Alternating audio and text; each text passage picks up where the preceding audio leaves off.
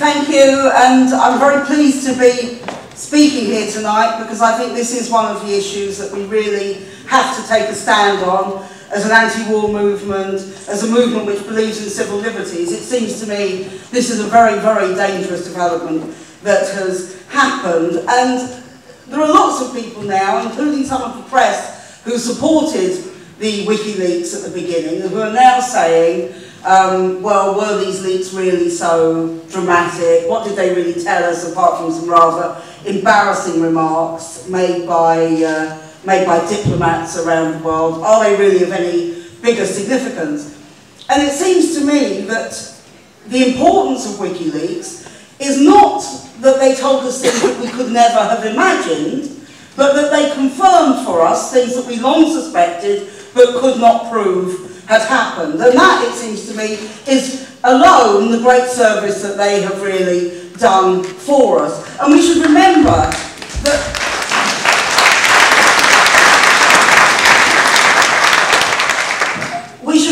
that the first leaks were about the deaths of civilians in Afghanistan and Iraq, and people will have seen, and you can see it again outside in the lobby, the film of the killing of the Iraqis in cold blood by the Americans that was part of the Wikileaks. We were told for many, many years that we didn't know the number of deaths of Iraqis and Afghans because the Americans didn't bother to count the deaths. Now we know that isn't true. They did count the deaths, but they just covered them up because they were too great to tell any of us about them.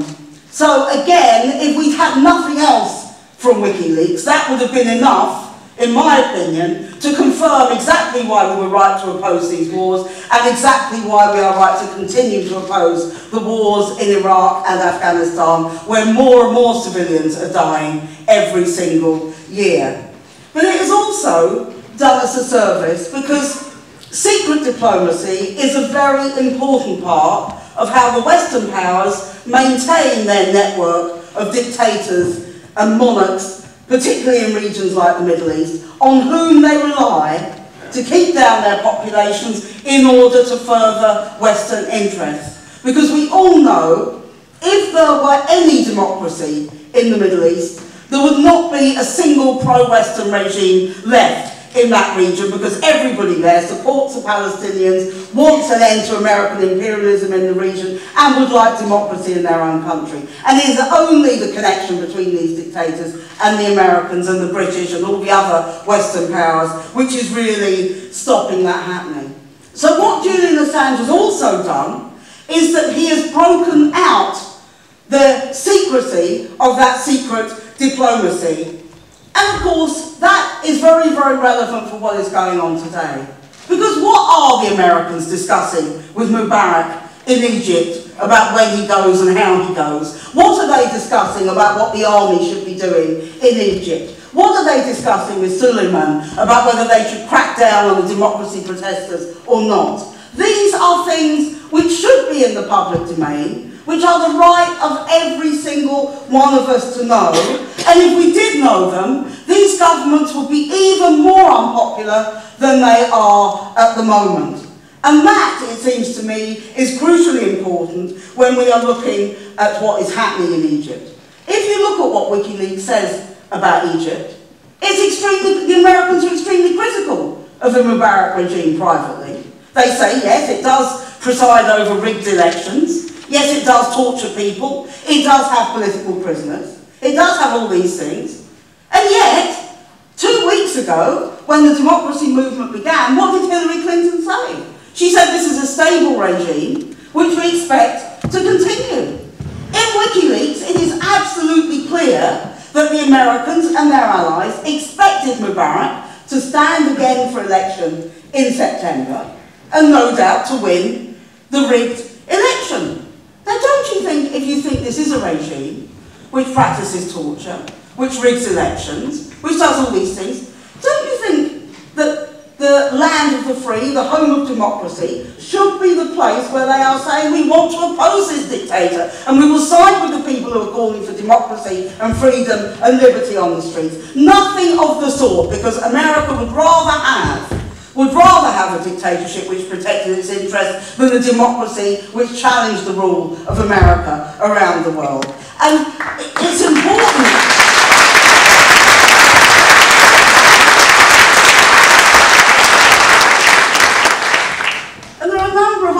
That I think it's rather important that we have learned from Wikileaks. I'm very glad to have learned, although rather terrified to have learned, that the Saudi king has been desperate to attack Iran and has encouraged the Americans at every stage to attack Iran and has said we have to cut off the head of the snake and this has to happen. In other words, the Saudis who rule in the most dictatorial, undemocratic way over their own people are also trying to foment and encourage war in the whole region. I think it's rather good that we do know about these things. And one of the things that Wikileaks has done, and one of the things that I think we have to be extremely grateful both to Julian Assange but also to Bradley Manning, who's also been mentioned, but who is now suffering very, very badly in prison in the United States. We have to be very, very grateful to those people and to thank them for what they have done. And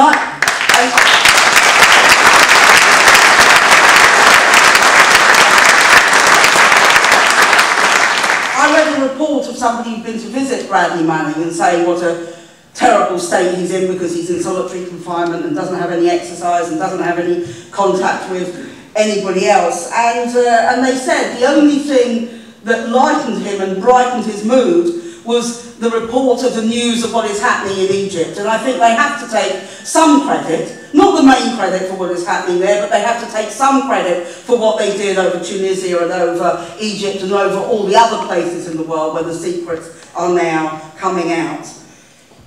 When it comes to the question of this extradition case, other speakers have already touched on it. I think that these things are always very, very difficult because when you look at, as Tony has said, when you look at anybody on the left, we have campaigned, women like myself have campaigned for many, many years against the idea that rape should be regarded as not a serious issue, against the idea that domestic violence was acceptable, against the idea that women should be treated as second-class citizens in any way. This has been part of my political life and of the life of many, many people of my generation and of younger generations, and I absolutely stand by that.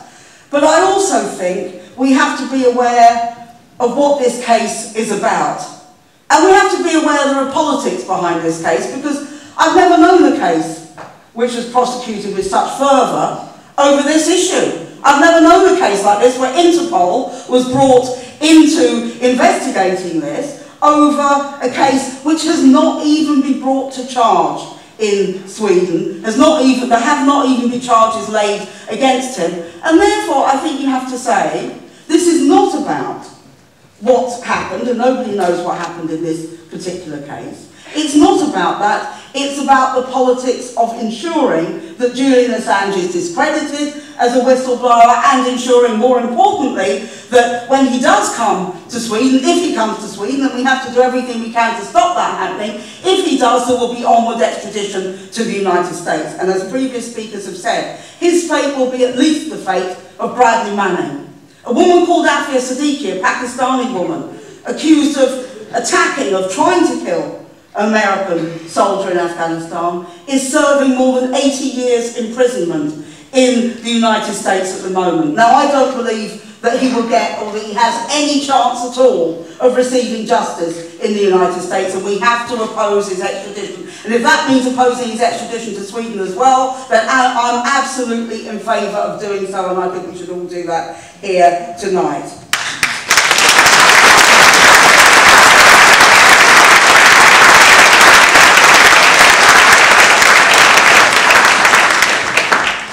Finally like to say about the question of civil liberties. You see, when we set up the Stop the War Coalition, when 9/11 happened, when the war in Afghanistan happened, which is nearly 10 years ago now, we said this would not just lead to war, it would lead to attacks on civil liberties and it would lead to Islamophobia.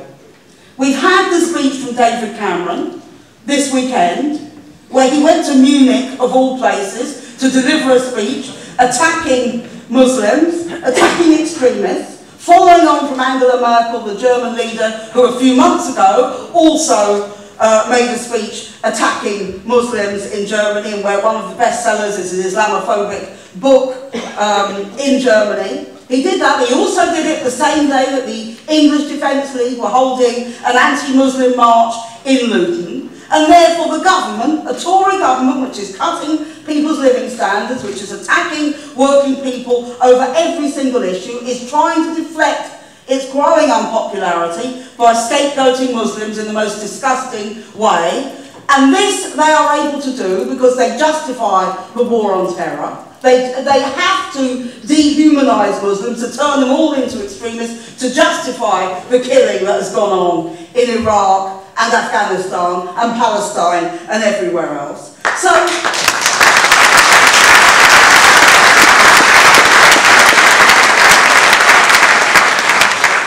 this issue of Wikileaks is our issue. It's not just an issue over there, it's an issue which is about fighting the war on terror, fighting for a better world, and fighting for democracy. I believe what Julian Assange and Bradley Manning have done is part of the fight for democracy. I believe the Egyptian people are showing how we can carry forward that fight for democracy. And our movement here in Britain has to be the centre of solidarity for the people over WikiLeaks, solidarity with the Egyptian people, and together we can change the government policy, and together we can win. Thank you.